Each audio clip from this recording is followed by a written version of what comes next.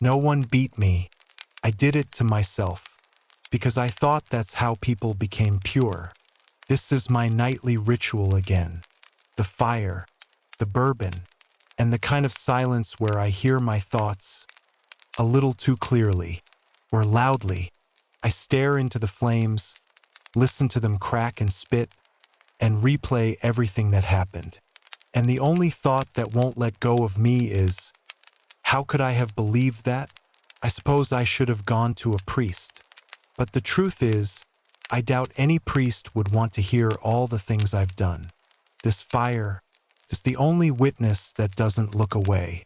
Before I tell you about the hardest period of my life, allow me to ask one thing. Please like the video and subscribe, but only if this confession truly resonates with you. And let me know in the comments where you're listening from and what time it is for you. It means something to me, knowing who I'm opening my soul to tonight. I will not give names. There will be no cities, no countries. Not because I'm afraid, and not because it isn't true. Just because this is not a story about where it happened.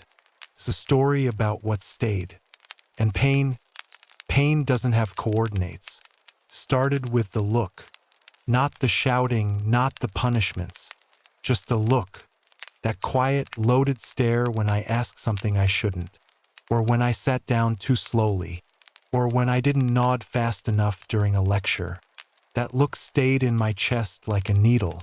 Small, but impossible to ignore. And slowly, I started adjusting myself to avoid it. I sat straighter. I moved quicker. I repeated things I wasn't sure I believed, just to see their eyes soften again, just to avoid that look. It didn't feel like control. Felt like learning, like maybe they saw something in me I didn't, something broken, something that needed correcting. They never called it punishment. They called it correction, guidance, or sometimes just reflection. We were supposed to reflect on our faults before they became sins. And the goal wasn't perfection. It was purity. At first, I thought that meant being kind, being focused. But no, purity in their language meant disappearing, burning out the selfishness, cutting away everything that didn't serve the group, every thought that wandered, every moment of pride, every shadow of doubt. And shame became the scalpel. I remember the first time I felt real physical shame in there. It wasn't because I did something wrong. It was because I thought something wrong. I imagined what it would be like to leave, just for a second. I wasn't even planning it, I was just curious. But later that night, during self-examination, the thought came back. And I wrote it down in my booklet like we were told. They never forced us to confess, but they made it clear only the honest grow. So I wrote, "Today I imagined leaving. That means my loyalty isn't whole." And I left that line open for them to write their correction. But they didn't. Instead, the next day, someone placed a small note in my sleeping space. It said, "Catch the roots of doubt before they become trees." I didn't know who wrote it, but it hit me harder than any punishment ever could, because it meant someone saw inside me. And instead of being angry, I was grateful. That's when it started. I began scanning myself for wrong thoughts, like weeds that needed pulling. I would sit alone and dig through the day, not for what I did, but for what I felt. Was I too proud when I spoke to her? Was I too attached to that memory from before I joined? Was I selfish when I took the last serving of soup? It became automatic. I started apologizing before anyone corrected me. Started lowering my eyes even when no one was watching. I wanted to be clean. I wanted to be beyond reproach. One day, I walked in on another member being corrected. He had laughed, just laughed, when someone made a harmless joke, and they made him sit outside during the next meal. He wasn't yelled at. No one touched him, but no one looked at him either. He sat there with his bowl, untouched. And I saw it in his face, the shame, the hunger, not just for food, but for reacceptance, for belonging. That night I couldn't sleep because I remembered I had laughed too, silently, but I had. So I punished myself. I took my blanket and slept on the floor. In the morning, no one asked why, but someone nodded at me in the hallway, and I knew they understood, and it made me feel proud. That's how it worked. We taught each other, not with violence, but with approval, with silence, with invisible lines that we all learned to draw around ourselves. And I didn't resist it. I welcomed it, because it meant I was strong. It meant I was finally doing something right. That's what I told myself. But looking back now, in the light of this fire, I see the truth. That's when I started becoming the prison. Not the one locked inside, the one holding the key. It became a routine. Every night, after everyone else had gone to sleep, I would open my little black notebook. It had no name on it, no title, just a soft, worn cover and thin pages that stuck together when the room was too humid. And on those pages, I wrote down sins. Not real sins like the ones they preached about before I got here. No, these were internal crimes. Today I hesitated before obeying. Today I imagined a life where I could speak freely. Today I felt pride. Every line was a confession, and every confession needed a consequence. No one told me what the consequences should be. That was part of the system. We had to self-diagnose, self-punish. If you confessed without consequences, it meant you weren't taking responsibility. If you punished yourself too much, it meant you had ego. It was a delicate game of self-destruction. I remember one night I wrote, I hated someone today, and I sat for 20 minutes, wondering how deeply I should be punished for that. Hate wasn't just a word there. It was rebellion. It meant I hadn't dissolved enough. So I stood in the corner of the room for 4 hours, without water, and when my legs gave out, I whispered, "Thank you." I wasn't thanking anyone in particular. Maybe I was thanking the air, or maybe just the silence, for allowing me to suffer in peace. We never shared our notebooks, but we were always watching each other. And I knew they were writing the same kind of things. You could see it in how slowly we moved, how carefully we breathed, how no one wanted to look too comfortable. Comfort was a sign you weren't trying hard enough. Some of the older ones, the ones we admired, they barely spoke anymore. One hadn't said a word in weeks. Another ate only once a day. They were masters of self-erasure. They had become like stone. And I wanted that. I wanted to be the one they looked at and thought, he doesn't need correction anymore. He does it all himself. So I added new rules to my own list. No smiling unless spoken to. No sitting unless everyone sat. No enjoying anything unless you could feel guilt at the same time. I created little rituals of deprivation. Drinking lukewarm water instead of cold. Sleeping without a blanket.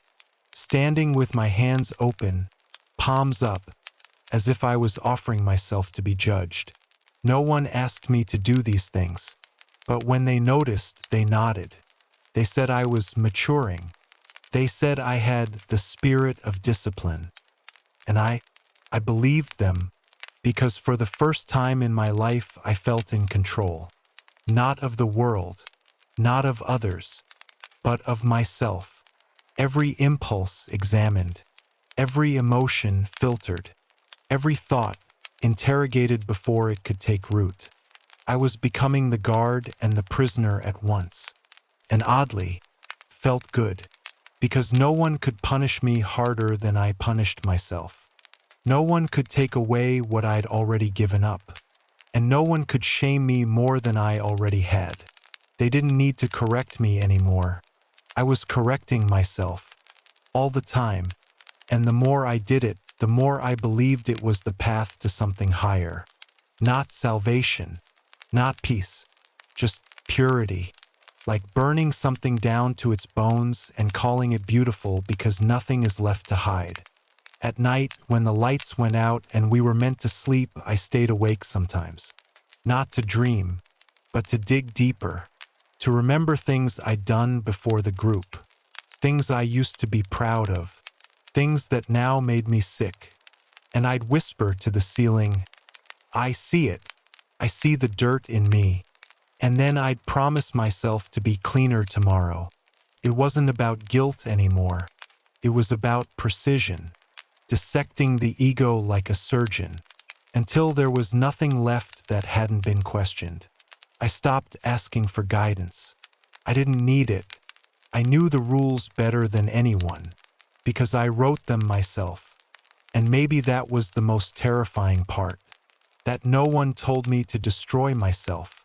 I chose it, because I thought that's how people became pure. There was something almost addictive about it. The ritual of punishment, not the pain itself, not the silence or the hunger or the aching knees from standing too long, but the moment right after, when they looked at you not with pity, not with sympathy, but with approval. A slow, subtle nod, a gentle phrase like, "You saw yourself clearly today." That meant everything. It meant I wasn't failing. Because in their logic, if you punish yourself before anyone else has to, you're not weak. You're strong. And I wanted to be strong. I needed to be. So I started choosing the punishments myself. At first, it was something small. Skipping one meal. Cleaning the same bench for 3 hours straight. Then it escalated. I remember deciding not to speak for a day. Then 2. Then a full week. No one had asked me to do that. No one ordered me. But when they found out, they said, "Now that's the kind of discipline that brings real clarity." They asked me to share with the others how I had maintained it, what thoughts I had silenced. And for the first time, I felt something close to pride. Not the pride I knew before, not the loud, childish kind. This was quiet, cold, clean, and it tasted like victory. After that, I became more creative. I tied knots in my blanket and slept on the hard floor. I asked to take the most physically demanding jobs. I offered to fast when no one else would. And each time I was praised, admired, trusted, because self-inflicted pain wasn't just pain. It was currency. It bought me trust. It bought me respect. It bought me identity. At some point, they stopped checking my notebooks for mistakes. They knew I'd already written them down before anyone noticed. They stopped correcting me during group readings. They knew I had stayed up at night, practicing every word. And they stopped assigning punishments, because I had already punished myself harder than they ever would. I remember once someone new, a young man, failed to bow correctly during the evening ritual. He looked confused, like he didn't understand what he had done wrong. I felt something rise in me, not anger, not disgust, but a sharp need to act. So after the ritual, I went to him and said, "You'll want to show us you understand. You'll want to take responsibility. Don't wait for them to decide. You decide now." And he did. He asked if he could stand through the night, outside. And the next day they called him humble. But they looked at me when they said it. That was the first time I realized I wasn't just following the rules anymore. I was the rules. I had absorbed them so deeply, they lived in me. There was no gap between what they expected and what I demanded from myself. I became the example they pointed to, the one who didn't resist, the one who corrected others with love, of course, the one who always saw his own flaws first. And the more I punished myself, the more others followed. It was contagious. Some started copying my routines. Others came to me asking how to deepen their discipline. And I told them, don't wait to be corrected. Correct yourself before the thought even forms. I don't remember when it shifted, when guilt stopped feeling like a burden and started to feel like a gift. Because guilt gave me purpose. It gave me a mission, a path, a way to prove myself every day, every hour. And pain became the teacher I trusted most. It never lied. It never flattered. It just showed me exactly where I was still impure. And once you start thinking that way, it's hard to stop. Because if suffering makes you cleaner, why would you ever want to feel comfortable again? I don't remember when I first stopped resisting. Maybe it wasn't even a decision. Maybe it was something softer, like slipping under warm water and not realizing you've stopped breathing.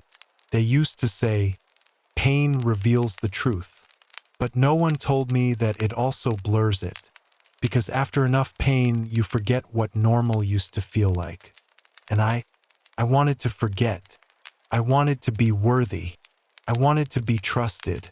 I wanted them to see that I didn't need to be corrected anymore, because I had already erased myself. That was the new prize. Not praise, not promotion, but disappearance. And the better I got at punishing myself, the more invisible I became. No one told me what I had to do. I told myself. If I thought about leaving, I skipped meals. If I doubted a rule, I stood outside in the cold for hours. If I felt envy or desire or anything selfish, I wrote it down. Not once, but 10 times. Then I read it aloud and tore the pages into pieces, because I didn't want anyone to know who I had been. There was a week or maybe a month where I didn't speak at all. Not because they ordered me, because I didn't trust my voice. I thought, if I stay silent long enough, maybe even my own thoughts will go quiet. And when they do, maybe I'll finally be clean. Felt noble, felt holy, and it made me sick. But I didn't stop. I remember one night I had a small injury. My foot was swollen, I could barely walk. But I still knelt for evening ritual. 30 minutes, motionless. After one of the seniors touched my shoulder. Not a word, just the touch. And in that moment, I felt more seen, more accepted than ever before. It wasn't sympathy. It was recognition. Recognition that I had chosen to hurt, that I understood the path, and maybe that I deserved to stay. I started watching others, not to control them, but to see who else had crossed that threshold. You could tell by how quickly they confessed, by how easily they took blame, by how gracefully they stepped aside when others needed more space. You could tell who had become the punishment and who was still resisting it. And the strangest thing, I started feeling proud. Not in the way I used to feel proud. Not for achievements. Not for being right. But for being nothing. For being so obedient, so hollowed out that no one had to manage me anymore. I didn't need correction. I didn't need permission. I had become the system. The rules lived in my bones now.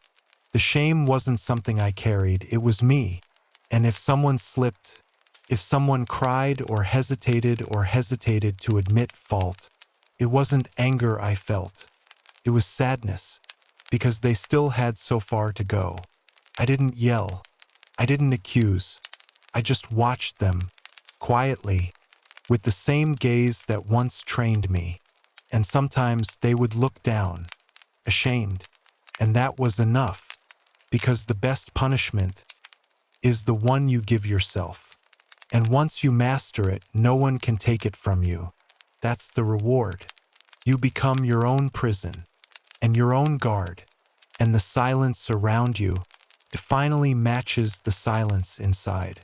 I used to think that meant I had reached peace, but lately I've started to wonder, if I'm not the one hurting anymore, then who am I? And if I finally forgave myself, would I still belong? I don't know. But what I do know is this: no one had to control me in the end. because I did it better than they ever could. And maybe that's what I was chasing all along. Not freedom, not love, not even meaning, just that feeling of being the perfect servant. So perfect, they didn't even need to watch me anymore, because I watched myself, and I liked it. I liked the silence. I liked the discipline. I liked the pain. But most of all, I liked not having to choose. I don't know when I stopped making decisions, but I remember exactly when I started liking it.